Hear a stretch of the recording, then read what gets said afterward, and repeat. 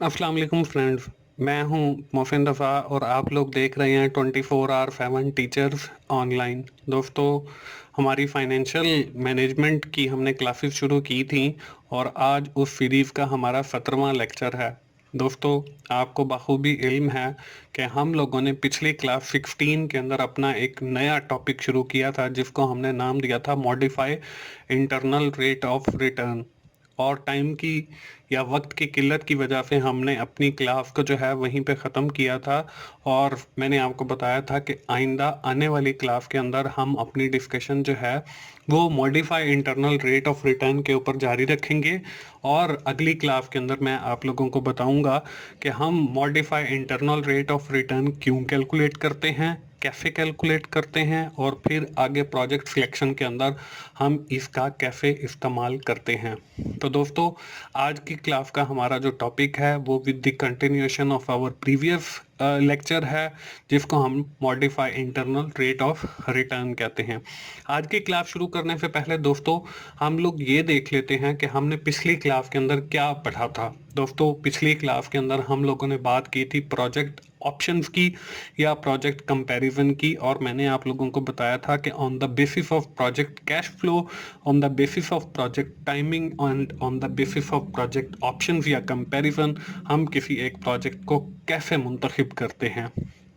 और उसमें हमने फिर आगे उसकी सब कैटेगरीज कैश फ्लो की भी देखी, टाइमिंग की भी देखी, और हमने फिर लास्ट के अंदर प्रोजेक्ट कंपैरिजन को भी देखा। दोस्तों, आज की क्लास में जो हम लोग अपनी बात करने वाले हैं वो बात करने वाले हैं modify internal rate of return के ऊपर, कि हम modify internal rate of return कैसे कैलकुलेट करते हैं और उसको कैलकुलेट करने की वजह क्या होती है, और फिर हम कैसे ये फैसला करते हैं modify internal rate of return के ऊपर कि हम किसी प्रोजेक्ट के अंदर इन्वेस्ट करेंगे या उस प्रोजेक्ट को शुरू करेंगे। ये हमारी आज की क्लास का टॉपिक है और इसके अंदर हम विद इन डिटेल बात करने वाले हैं modify internal rate of return के ऊपर।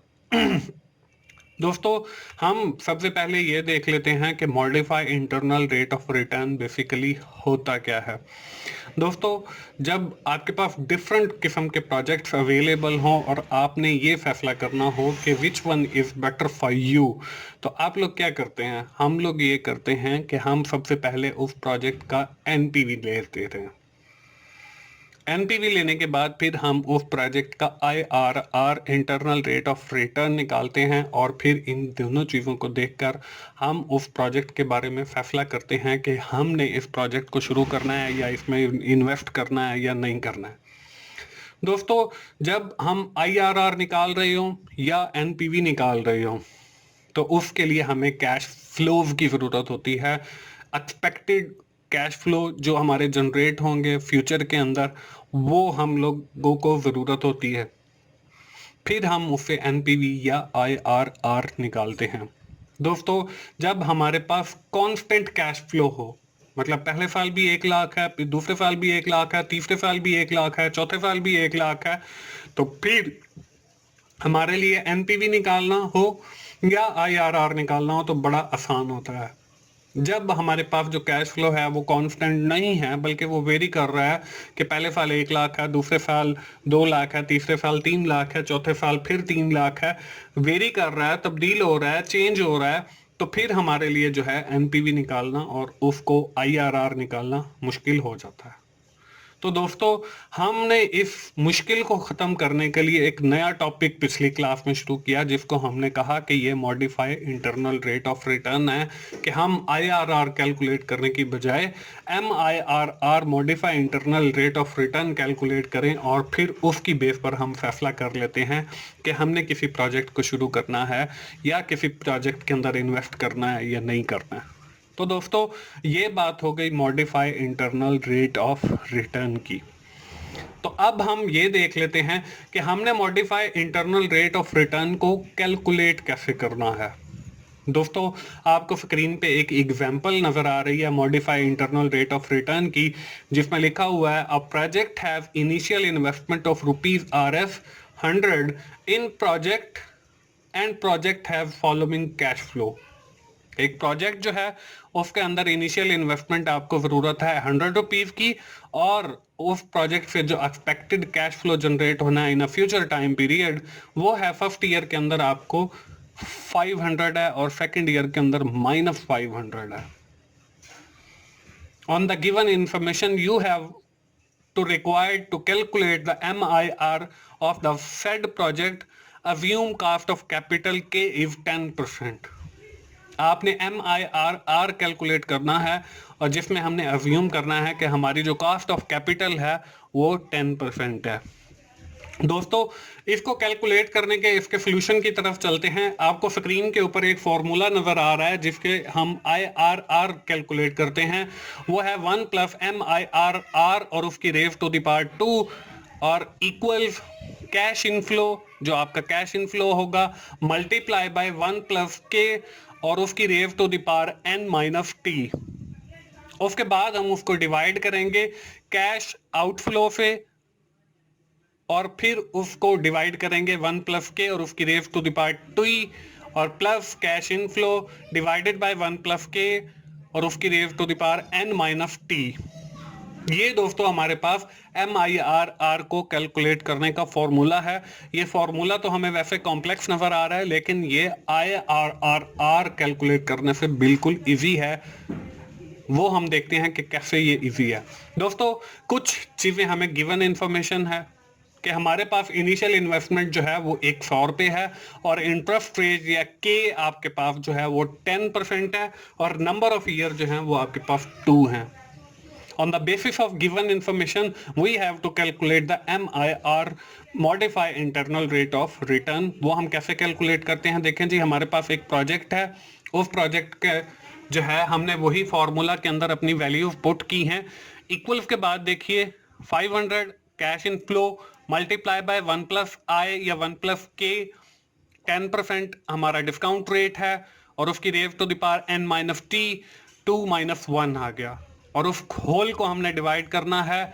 आगे हमारे पास कैश आउटफ्लो है, वो हमारे पास 100 है क्योंकि हम उसके अंदर इनिशियल इन्वेस्ट कर रहे हैं 100, तो वही हमारा आउटफ्लो है। डिवाइडेड बाय 1 + K या 10% आ गया और उसकी raise to the power T जो है वो 1 आ गया और प्लस आपका 500 जो आपका कैश इनफ्लो है और डिवाइडेड बाय 1 + K 10% और उसकी रेज टू द पावर 2 आ गया।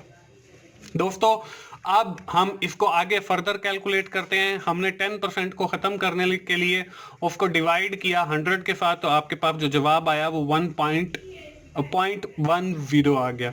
तो हमने 10% की जगह पे 0.10 यहाँ पर भी लिख दिया है, उसके बाद यहाँ पर भी 0.10 और फिर 0.10। आगे फिर हम फर्दर कैलकुलेट करते हैं। हमने उसकी जो है वो रेज टू द पावर यहाँ पे प्लस का सिंबल खत्म कर दिया है, उसको ऐड कर दिया है, तो 500 मल्टीप्लाई बाय 1.10 और उसकी raise to the power 1 whole को हमने डिवाइड करना है 100 डिवाइडेड बाय 1.10 और उसकी रेज टू द पावर 1 और प्लस 500 डिवाइडेड बाय 1.10 और उसकी रेज टू द पावर 2। उसके बाद फिर हमने आगे फर्दर कैलकुलेट किया। हमने 500 मल्टीप्लाई बाय 1.10 आ गया क्योंकि उसकी रेज टू द पावर 1 है, इसलिए 1.10 आ गया। होल को हमने डिवाइड करना है 100 डिवाइडेड बाय 1.10 क्योंकि यहाँ पे भी रेज टू द पावर 1 है, प्लस 500 डिवाइडेड बाय 1.21 क्योंकि यहाँ पे हमारी रेज टू द पावर 2 है। उसको हमने फिर आगे फर्दर कैलकुलेट किया तो हमारे पास यहाँ पे जब हमने 500 को ज़रब दी 1.10 के साथ तो हमारे पास 550 आ गया। इसको हमने होल डिवाइड करना है तो हमारे पास जब हमने 100 को डिवाइड किया 1.10 से तो हमारे पास 90.9090 प्लस 413.22 आ गया। उसके बाद जब हमने इन दोनों वैल्यूज को ऐड किया तो हमारे पास 550 डिवाइडेड बाय 540 0.1321 आ गया। जब हमने इसकी डिवीजन की तो हमारे पास जो जवाब है वो 1.09 आ गया। अब देखें दोस्तों, ये हमारे पास MIRR मतलब modify internal rate of return नहीं है, बल्कि यहाँ पे आपको लेफ्ट साइड पे भी उसकी रेज टू द पावर 2 नजर आ रही है। दोस्तों जब हमने रेज टू द पावर 2 को खत्म करना हो तो हम जबर लेते हैं, हम दोनों साइड पे जबर लेंगे मतलब अंडर रूट लेंगे। तो यहाँ पे देखें 1 + MIRR और जब हम 1.0 0.09 का अंडर रूट लेंगे तो वो 1.044 आ जाएगा। अब देखें हमारे पास जो है यहाँ पे प्लस का 1 है, हमने MIRR अकेला किया और उसको हम ले गए राइट साइड पे तो वो -1 बन गया। जब हमने 1.00044 से 1 माइनस किया तो हमारे पास 0.044 जवाब आ गया। उसको जब हमने 100 के साथ मल्टीप्लाई किया तो हमारे पास 4.40% के अंदर एक रिजल्ट आ गया और यही हमारा MIRR है, मतलब modify internal rate of return है। अब देखें ये 1 से ज़्यादा है तो इसका मतलब ये है कि हम उस प्रोजेक्ट को सिलेक्ट कर लेंगे। तो दोस्तों ये देखें यहाँ पे हमने सिर्फ एक फॉर्मूला पुट किया है और MIRR निकाल लिया, जबकि जब हम IRR निकालना हो, इंटरनल रेट ऑफ रिटर्न निकालना हो, तो उसके लिए हमें डिफरेंट परसेंटेज के साथ जो है वो सबसे पहले NPV निकालना पड़ता है और NPV निकालने के बाद फिर हमें एक पर्टिकुलर फार्मूला की मदद से फिर हमें IRR निकालना पड़ता है। तो दोस्तों उसकी जो कैलकुलेशन है वो एज कंपेयर टू MIRR वो मुश्किल है, इसलिए हम जो है जब प्रोजेक्ट सेलेक्ट कर रहे होते हैं तो हम लोग जो है MIRR यूज़ कर लेते हैं instead of using internal rate of return IRR। दोस्तों मुझे उम्मीद है आप लोगों को MIRR समझ आ गया होगा।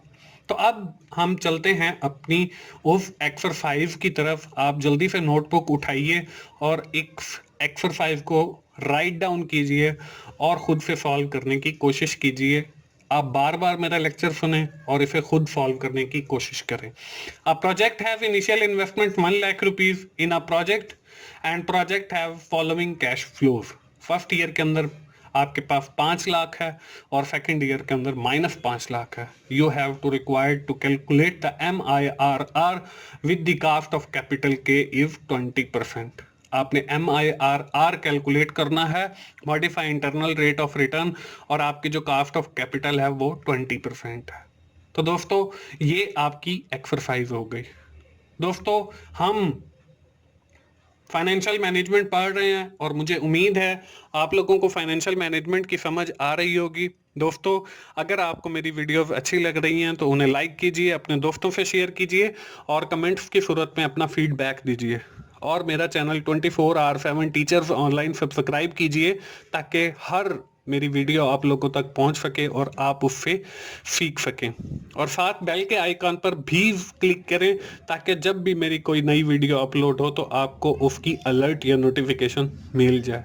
दोस्तों मोहसिन भाई को अगली क्लास तक के लिए इजाज़त दीजिए। थैंक यू वेरी मच दोस्तों, अल्लाह हाफिज़।